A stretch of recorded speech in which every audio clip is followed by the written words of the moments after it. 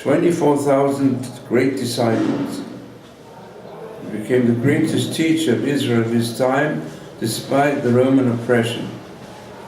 And for him, the continuity of Torah for the people of Israel was supreme, and he even faced many risks to his life because of this.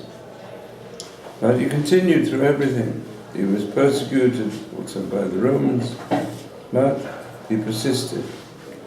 So this explains to us why, until today, because of that situation which was reached then by the people of Israel, of the survival of the nation, which depended upon the spirit of the nation, was continued through the disciples of Rabbi Akiva. And we know Rabbi Akiva was not only a great master of what we refer to as the Torah Hanigla, the revealed Torah, but also of the esoteric, more secret, mystical aspect of the Torah, concerning which it says in the Mishnah, which preserves the oral tradition, it should only be taught by individual teachers who know about it, to single people who already have the basic intuitive understanding of what the mystic dimension represents. And it says there were 4 great scholars in the time of Rabbi Akiva, and they all failed, 3 of them. The only one who was able to go in peace and come out in peace from the paradise, it's called the paradise, that means call it the divine orchard of understanding the spiritual source of the mysteries, both of the creation of the world, and also not only the work of the Creator, but also the words of the Creator. To understand them more deeply was Rabbi Akiva. And the other 3 great scholars of his time, one of them, when he attempted to enter the secret, the sweet orchards of inner mysteries, one of them became insane, one of them died young, and one of them became a heretic. And the only one in peace was Rabbi Akiva.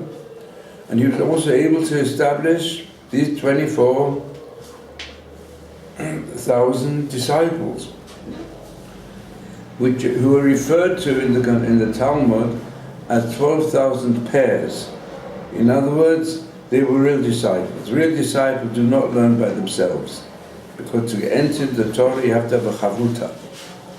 You have to link up with someone else in order to enter more deeply and sharpen your intellect. Even the basic intellectual understanding of the human being is greatly improved if he doesn't just study by himself. So he doesn't really grow. He's got to, of course, learn from teachers, that's obvious. Without that you can't know anything. But even you learn from teachers individually, and you learn from various books individually, if you think you really understand it, you're mistaken. Because you always need to have a critic. But of somebody who attacks you in the things that you think are correct. You've got to recognize that's the only way you can stretch your mind. You stretch your mind more and more, that's chavruta. So he had 12,000 such disciples, taught them all to learn b'chavruta, not to sit by themselves in some corner and think they know everything. To teach themselves everything themselves once they've received everything from their teachers or from their books. So, what happened, however? They did indeed grow in learning, but did not grow enough in their midot. For Rabbi Akiva, that was essential. Rabbi Akiva said, when he said, "V'ahavta kamocha," the klal gadol b'Torah, he meant, do not think the love of your fellow man you fulfill in your, call it, social obligations, that you do good deeds to others. Or whether it's to your wife, whether it's to your children, your family, or whether it's to complete strangers. That's chesed, you have to do that. But the main emphasis of him was the klal gadol b'Torah. In the Torah, this is a major principle. You can't really grow in Torah unless you improve your love of your fellow man. And therefore, even your Torah has got to be always connected with your fellow man. Therefore, you have to give great honor, even though you can't reach the level of love, to your chavruta. And really, whomever you talk to in Torah and grow in Torah is your chavruta. It's not always the same chavruta. And because these disciples, during the testing period of the Omer, they failed, and they all died with a plague.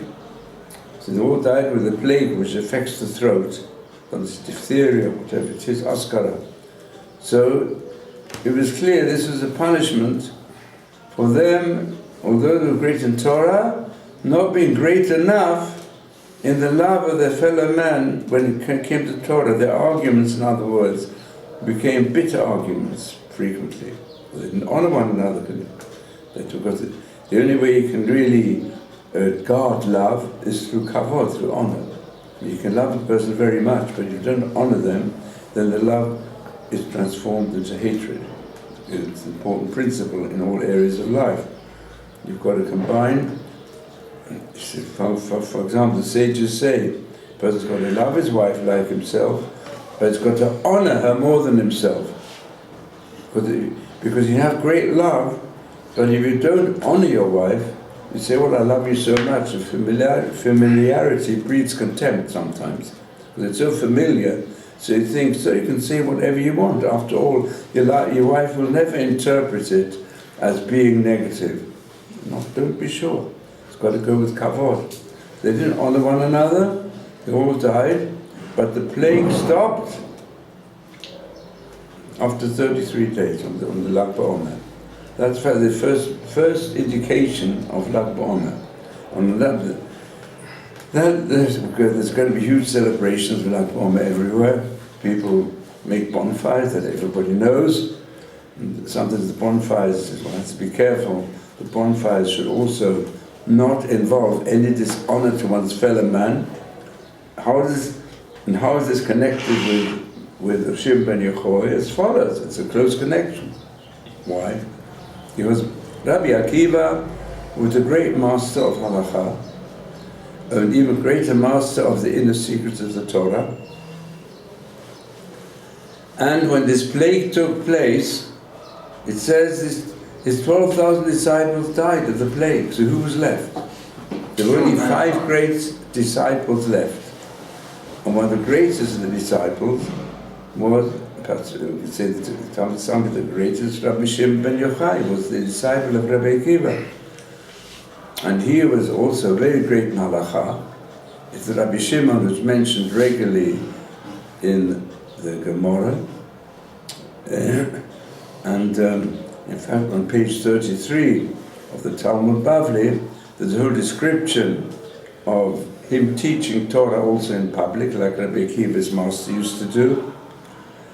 And in the Talmud, we know that even in the halachic aspects, he had a special derech. He was Dashin and Talmud Ikra. He used to treat halacha. He was one of the greatest halachists of his time, and we paskin like him, generally speaking. But he believed very much, if you go into the trends, that observing halacha externally is not enough. You've also got to try to delve into it inwardly. This is shown, for example, by his decision that on Shabbat, if you do an action which is forbidden on Shabbat, and you do it without intention, so it's not a transgression. The Dvar she'em mitchaven. While Rabbi Yehuda, it's Chavruta said, there are instances Dvar she'em mitchaven. Nevertheless, you've got to bring a sin offering. But he says, no, Dvar she'em mitchaven, if he didn't have intention to do the malacha, it's patur. No punishment, no offering either. And he also, when he came to understanding the verses in the Chumash, he believed Darshin and Talmud Ikra. If there's reason given, we use that reason that's given to make halachic decisions, which is also not agreed by all his all his colleagues, but that's his shita. And then we also find that he was the great disciple of Rabbi Akiva, also in inward matters that have to do with esoteric mysteries of the tradition of the Torah, which was a continuation to some extent of the prophetic movement. Prophecy ceased with the prophet Malachi, who lived near the end of the second temple period, and afterwards Chacham Adif Min Aviv. There were Chachamim, great sages, who still had links with prophetic traditions, which were kept hidden. And one was Rabbi Akiva and his disciple of Shimon Yochai. And also, to understand the connection between everything. So when the Talmud says, when Rabbi Akiva saw all his disciples, 12,000 pairs of them were killed in a plague in one go. And then there was, it says, the world of Torah became desolate. So what did he do? He went to see if there were any of his great disciples left. He found 5 of them. Shimon Yochai was the greatest one. And he gave them also semicha. In other words, he passed on the chain of tradition of the greatest leaders, spiritually speaking, of the Jewish people. And he passed it on to these disciples and to Shimon Yochai also. So some say this is why we regard Lag BaOmer as being specifically connected also with the way in which there was a danger that the link of tradition would become broken, which applies today as well. You know, we have that danger when great poskim go away, and Jewish people have to be led by very great authorities. And sometimes, if that doesn't happen, then all sorts of usurps come up and they say, you know, I'll make decisions, and they don't do them in such an honest manner, level of such a high character, more because they're ambitious and so on.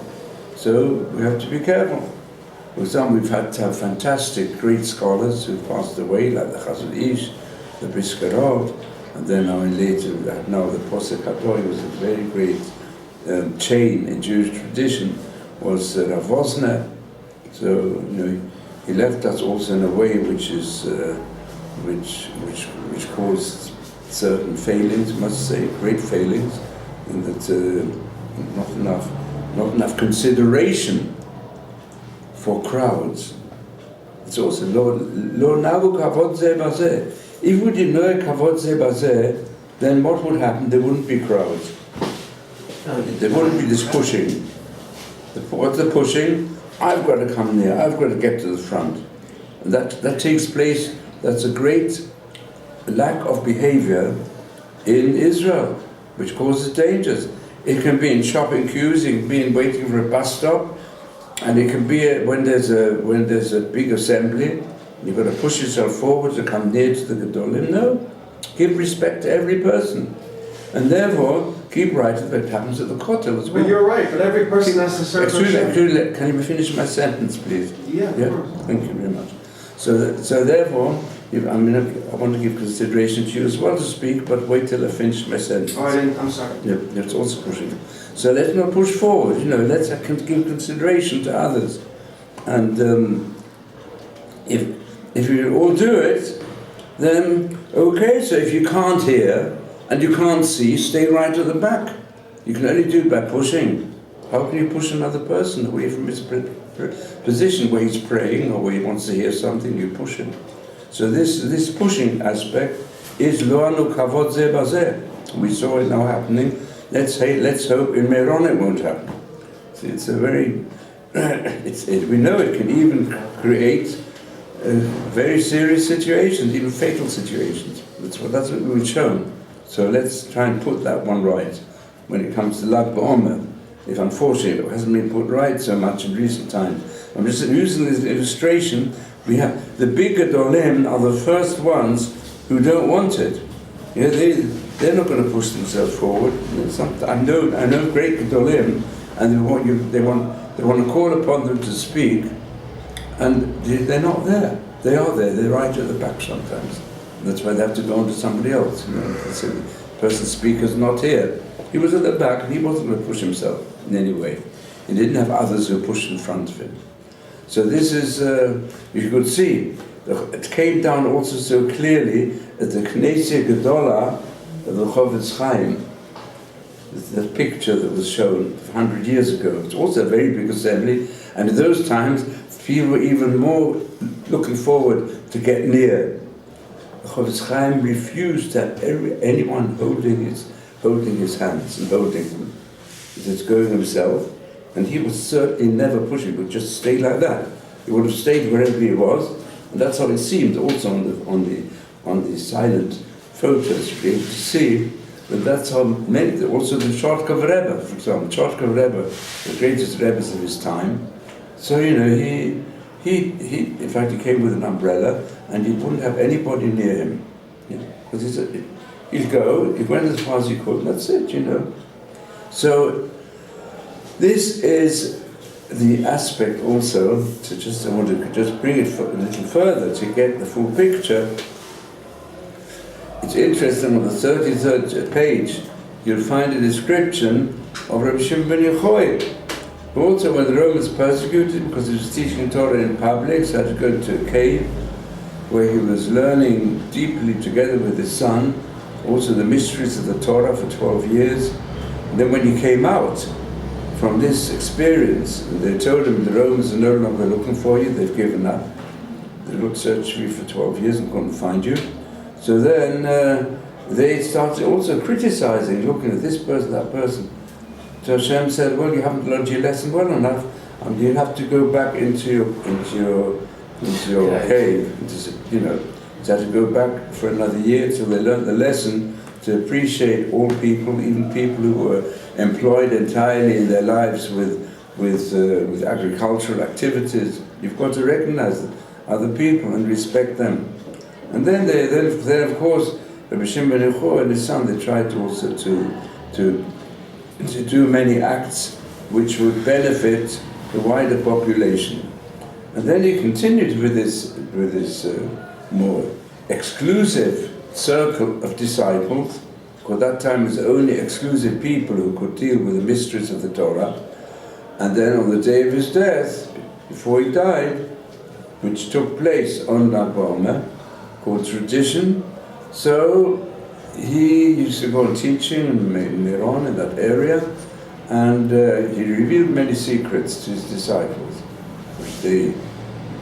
It's possible that some of them recorded certain aspects of it in writing, but it's more acceptable they recorded it in their memories, because at that time it was still not considered suitable to go and write down, and if you could learn it by heart, certainly not write down the more secret aspects of Torah.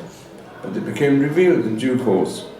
And that is the Zohar, the essence of the Zohar is based on the specific teachings called the Idul Rabbah, specific teachings which were revealed on Lag BaOmer. And then it's on tradition on that day, so also the whole area is filled with the divine light.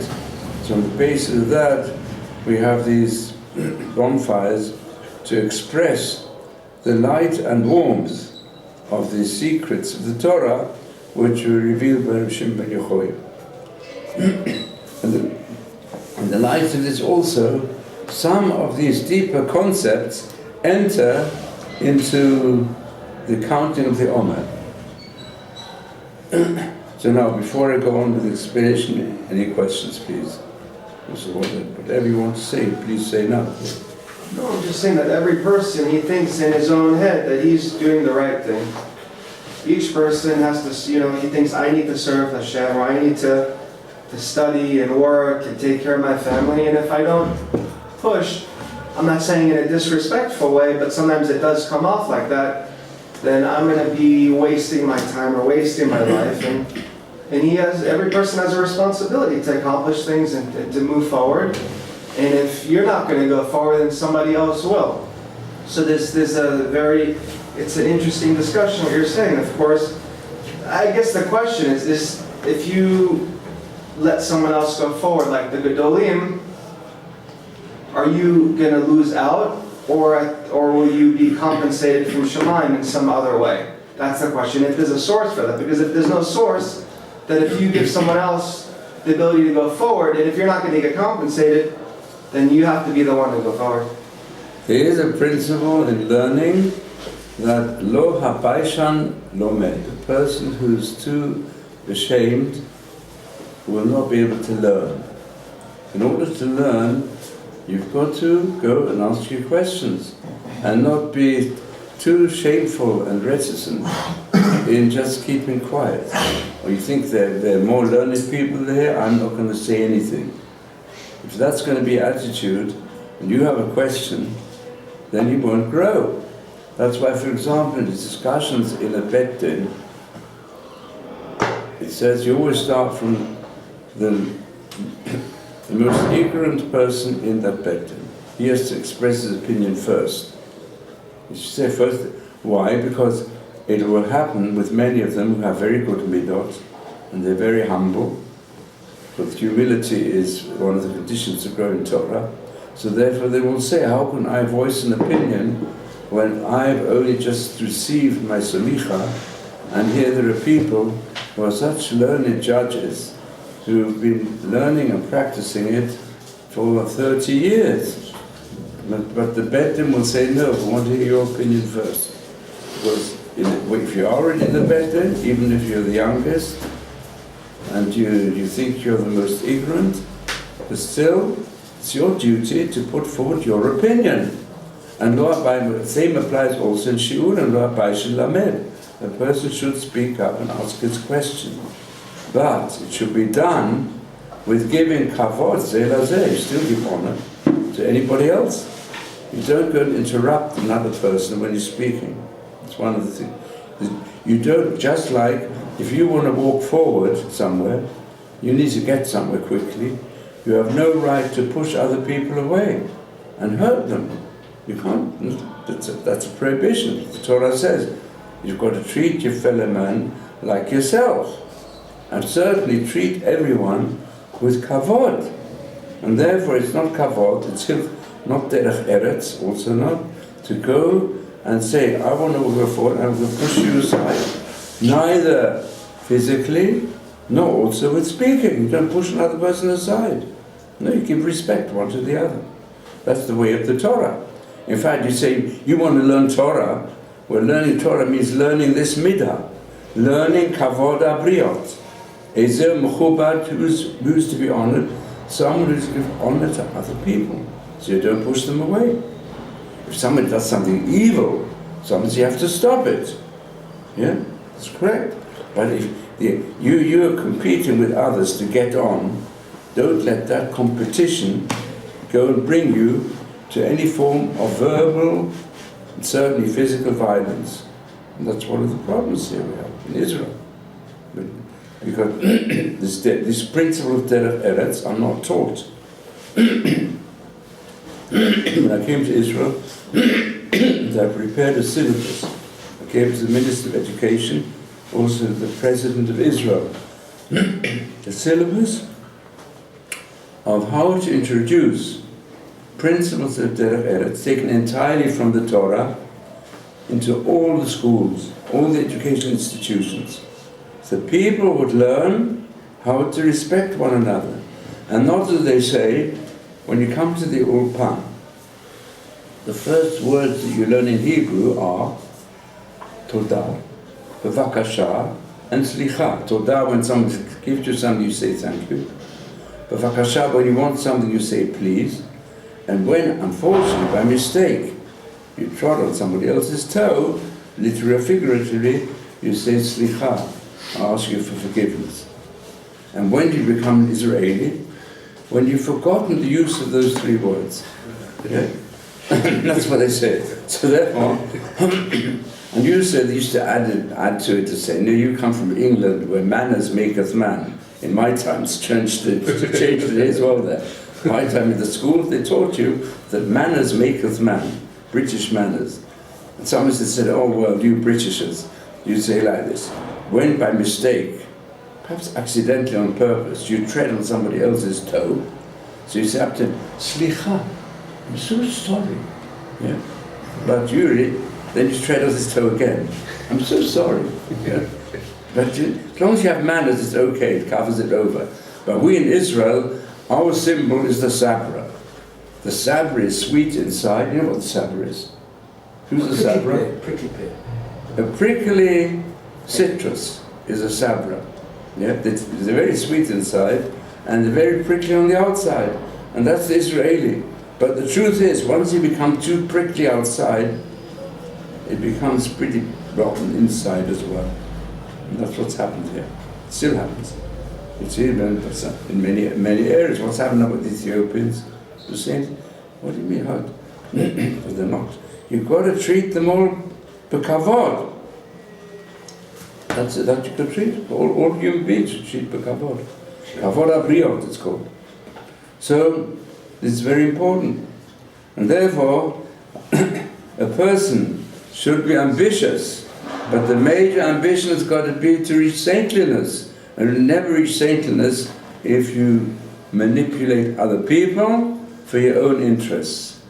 That's not the way to do it. Because to be a servant of Hashem, the first condition is follow the midot, the qualities of Hashem. Now we come to, and have you got any more questions or comments?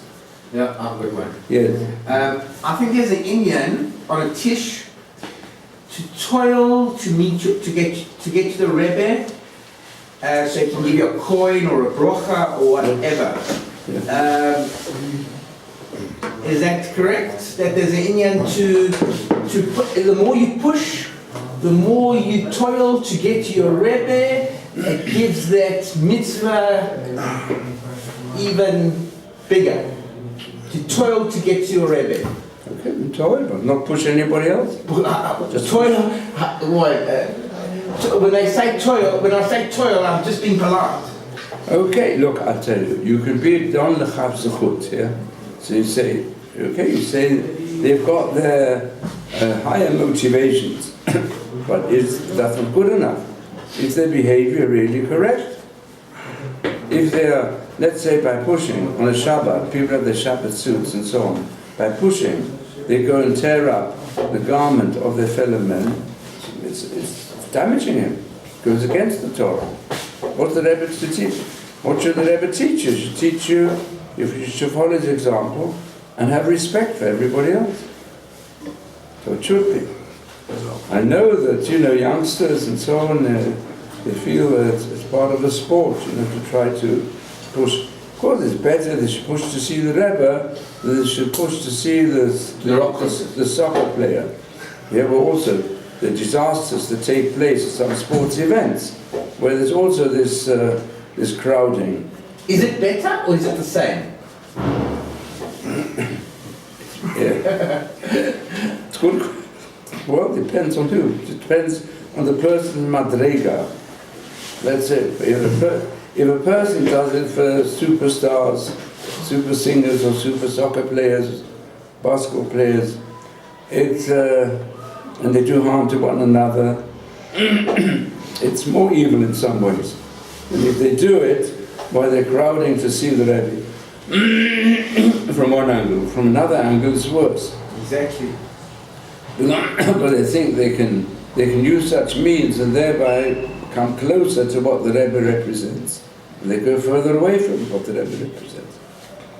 So there's two different aspects to it. Talking about an individual today, maybe if he keeps on only doing it when he goes to the stars and he never sees a tish, so he'll never change.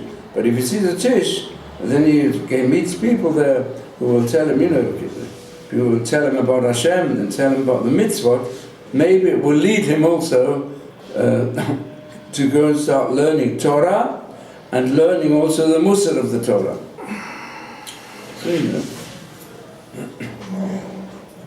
so sometimes it's better to get a person who's a bit of a mobster, goes always to crowded sports events or crowded film star events and so on.